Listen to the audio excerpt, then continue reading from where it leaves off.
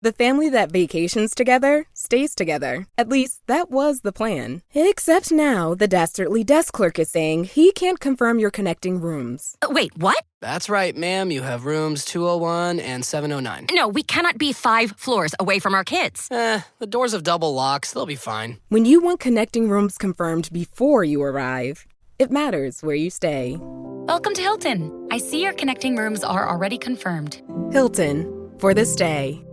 Mint is still $15 a month for premium wireless. And if you haven't made the switch yet, here are 15 reasons why you should. 1, it's $15 a month. 2, seriously, it's $15 a month. 3, no big contracts. 4, I use it. 5, my mom uses it. Are you playing me off? That's what's happening, right? Okay, give it a try at mintmobile.com/switch. Upfront payment of $45 for 3-month plan, $15 per month equivalent required. New customer offer first 3 months only. Then full price plan options available. Taxes and fees extra. See mintmobile.com.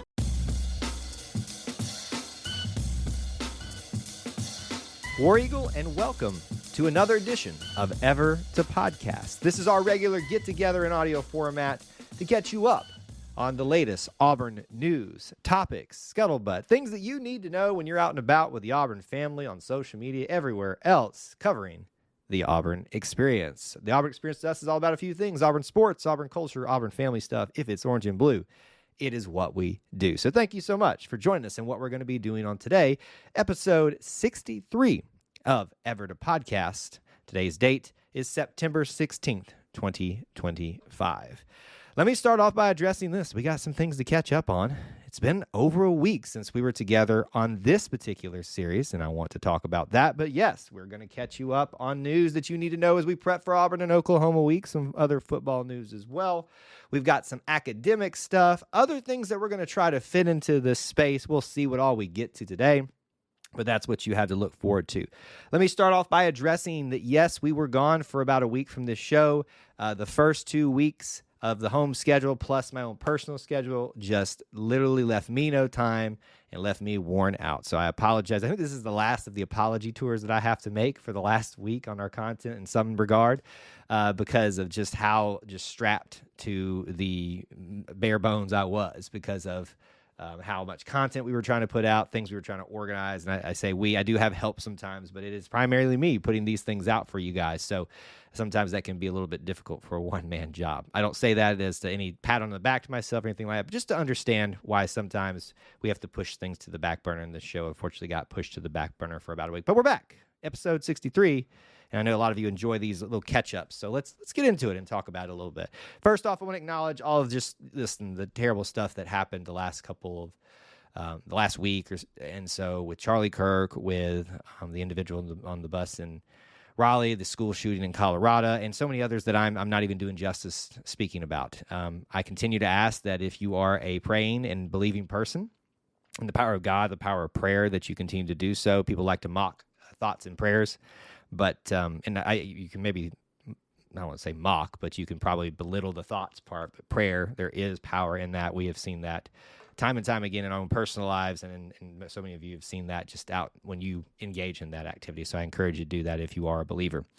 But let's get into the Auburn things. Auburn versus Oklahoma week. Man, wow. We're here, folks. SEC schedule. It couldn't get any more difficult to start off on the road. We've talked about this all off season, 2 games on the road to start off SEC play in 2 hostile environments. Oklahoma for the first time for Auburn. There's a lot of storylines that we're going to be talking about. Jackson Arnold's return. Let's actually start there, because I'm going to recap some of the things from the press conference that starts off every week, every game week, with head coach Hugh Freeze. You can get the notes for those on our X account if you want to get a little bit more detail about some of the things here, but I'm going to hit some of the high points for you that I think most people are interested in hearing. He was asked about Jackson Arnold returning to Oklahoma, what advice is he giving him? And he acknowledged, that being Hugh Freeze, that he's had to walk this similar path before, going back to compete, play against, and beat his former team in Ole Miss. So he has a little bit of understanding about what this could be like, the bittersweetness of this, the difficulty of it as well. His advice to Jackson Arnold with this was to keep it about the team, make it just about him and what he needs to be doing to help the team. Don't focus on what they're saying. Don't focus on, and I know these things are pretty obvious. These are things we probably all would say if we had the chance to speak to him. But here's the direct quote. My advice to him is to just keep the focus on our team. That was my advice to myself, going back to Ole Miss and that little insert there. It's not about you. It's not about me. It's about our team preparing to go in and play. And I think that's the right way to approach that, and that will be a talking point throughout the entire game. Injury updates for you. Amaris Williams tends, at least as of yesterday, he separated his shoulder and was able to come back in, or the shoulder was able to be put back in very quickly, but apparently they're needing to be very cautious with that, so he seems the most questionable guy right now. Damari is still being monitored with his shoulder.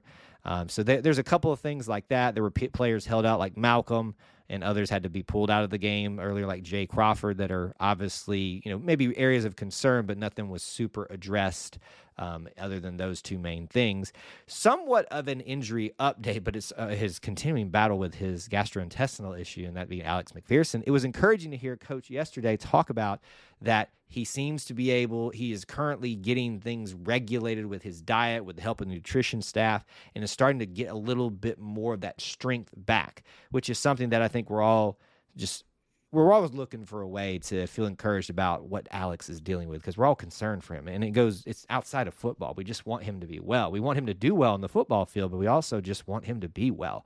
And so I think obviously that was very encouraging to hear. So there's a few of the updates. That doesn't mean that was everything important, just some of the things I thought that you would want me to discuss to start off the show.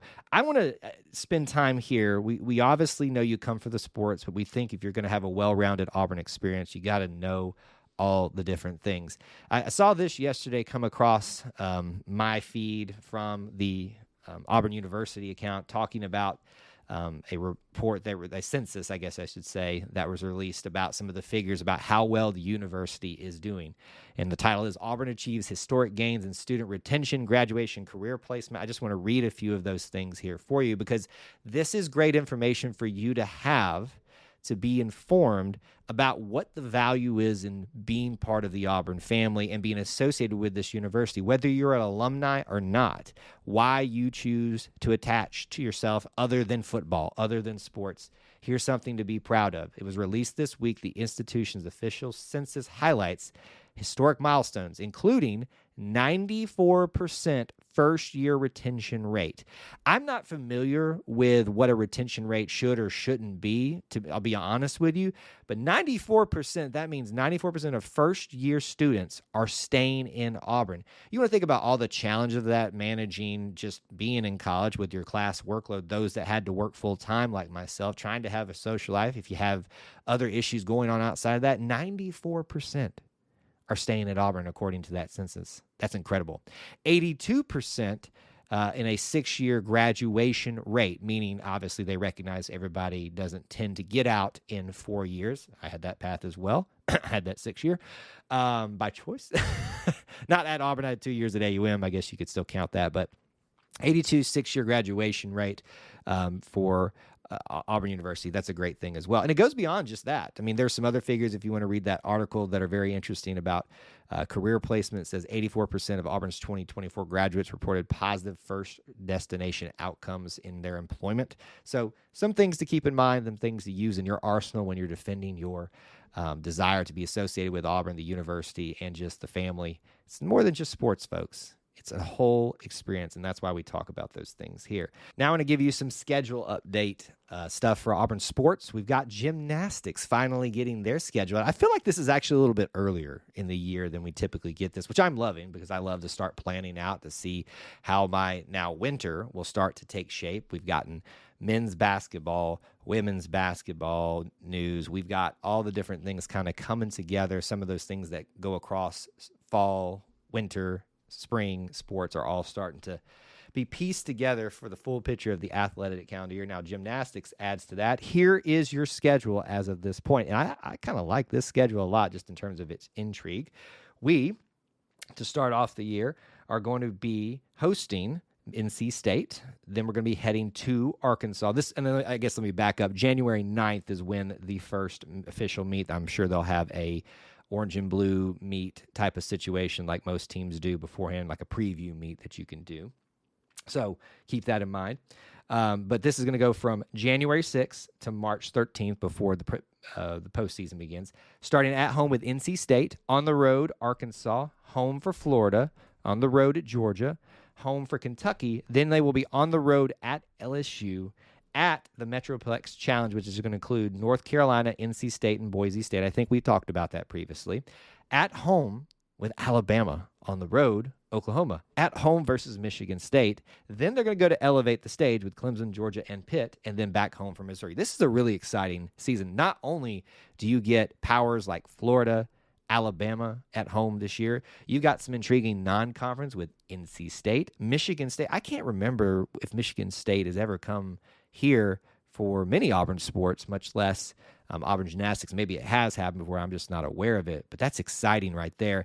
You got a lot of fun times coming up here for Auburn gymnastics in 2026. So I hope that you're going to add that to your your winter calendar, because it doesn't start till January. Just another addition for you to mark it down for your calendars coming up here. So I think we'll park it there for this particular show. We've covered a lot. The last thing that we need to address, football, just for your information. 2:30 kickoff for Texas A&M. I know that's just a small piece of news, but I always want to inform you on those things when we get those coming through, so you're aware of when you could be watching your Auburn Tigers. So we'll park it there. That is episode 63 of Ever to Podcast. I appreciate you guys for letting me take the week off and coming back to listen in on what we've got to keep you up to date on in the Auburn experience. And I hope that we'll see you back again. Check out the latest podcast of The Auburn Experience, our main show of everything we do with Austin and myself. Episode 142 is out. Don't miss that one.